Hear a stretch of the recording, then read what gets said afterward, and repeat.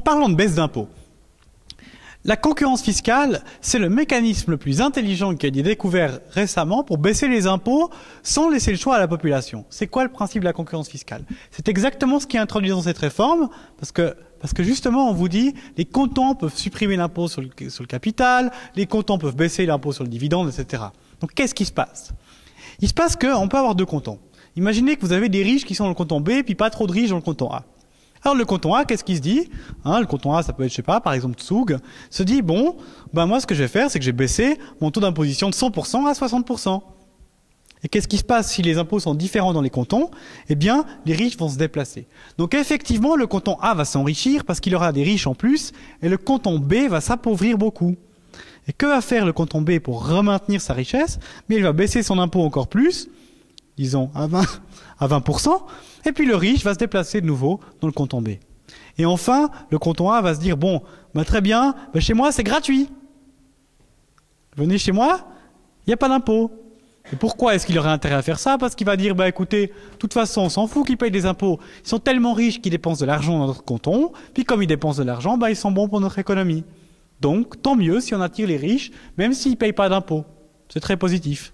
Pour vous donner un exemple, l'Association suisse des banquiers a dit, finalement, il faudrait complètement défiscaliser. Vous vous rappelez le type tout à l'heure qui gagnait 1,7 milliard par an? Ils ont dit oui, il faudrait qu'on leur fasse pas payer d'impôts à ces gens. Comme ça, ils viennent en Suisse, puis ils dépensent plein d'argent chez nous. Et ça, M. Merz a dit, bonne idée, on va y réfléchir. Il n'a pas dit, mais vous êtes complètement fou, c'est ce qu'il aurait dû dire. Il n'a pas dit ça. Il a dit, non, c'est une bonne idée, on pourrait réfléchir. Et puis, qu'est-ce que ça veut dire? Ça veut dire qu'il y a deux sortes de personnes. On peut dire ça comme ça. D'une part, les personnes qui peuvent menacer de partir, qui sont mobiles, et puis d'autre part, les personnes qui ne peuvent pas menacer de partir. Alors, quelle est la différence entre ces personnes-là? Les personnes qui peuvent menacer de partir, c'est les gens qui sont très riches et qui ont peu d'attaches.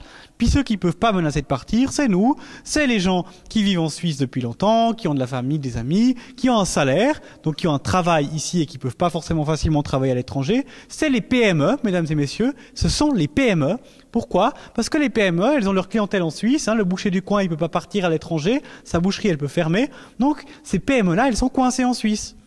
Donc, qu'est-ce qui se passe avec la concurrence fiscale? On fait exactement le contraire d'aider les PME et les salariés. Parce qu'on dit qu'on va baisser l'impôt sur les gens très riches pour les attirer. Mais évidemment, puisqu'on a des recettes, on a des choses à payer, on va pas baisser les impôts sur cet argent-là. On va laisser les impôts là-dessus. Donc, qu'est-ce qui se passe? Les inégalités, elles continuent encore davantage à augmenter, puisqu'on ponctionne de plus en plus la classe moyenne et de moins en moins les personnes riches. Et donc, on arrive à une situation où seuls les gens qui ont peu d'argent vont payer les impôts, et puis les riches sont un petit peu les rois. Et plus ils ont d'argent, plus ils pourront vous dicter votre politique. Plus ils pourront être là, puis dire, mais de toute façon, c'est moi qui décide parce que j'ai de l'argent et je peux partir avec. Donc faites ce que je vous dis, sinon je pars. Alors si vous tenez un tant soit peu à la démocratie dans ce pays, je crois que la concurrence fiscale, elle doit vraiment être combattue avec la dernière énergie. Et on s'en fout si les gens partent. Parce que la démocratie est beaucoup plus importante comme valeur, le fait de pouvoir décider de notre destin est beaucoup plus important que le fait d'avoir les quelques 70 millions que rapporte l'impôt sur la dépense dans le canton de Vaud. Parce que c'est ça, c'est seulement 70 millions. Donc, quand on vous dit baisser les impôts sinon je pars, ça veut dire quoi? Ça veut dire, moins je paye d'impôts, plus je deviendrai riche, plus vite, c'est ce que je veux. Et plus je suis riche, plus je vous dicterai votre politique. Et plus vous l'accepterez de peur que je parte. Et enfin, de moins en moins d'autres pourront devenir riches. Évidemment, on rêve tous de devenir riches, et donc c'est pour ça qu'on veut baisser les impôts pour les riches. Mais lorsqu'on fait ça, on rabaisse ce service public, on casse la possibilité à des gens de devenir riches et de créer leur propre entreprise. Donc c'est exactement ce qu'on fait. On verrouille le système. On se rapproche vers une dictature de l'argent plutôt qu'une démocratie. Enfin, on vous dit baissez mes impôts, sinon je quitte la Suisse. Très bien. Vous voulez quitter la Suisse pour aller où? Il y en a plein des études qui montrent que la Suisse est un paradis fiscal. Mais en voici une, par exemple, qui nous met au sommet et qui dit que la taxe pour les gens qui habitent en Suisse, on est parmi les meilleurs pays de l'OCDE. Donc on est parmi les mieux placés.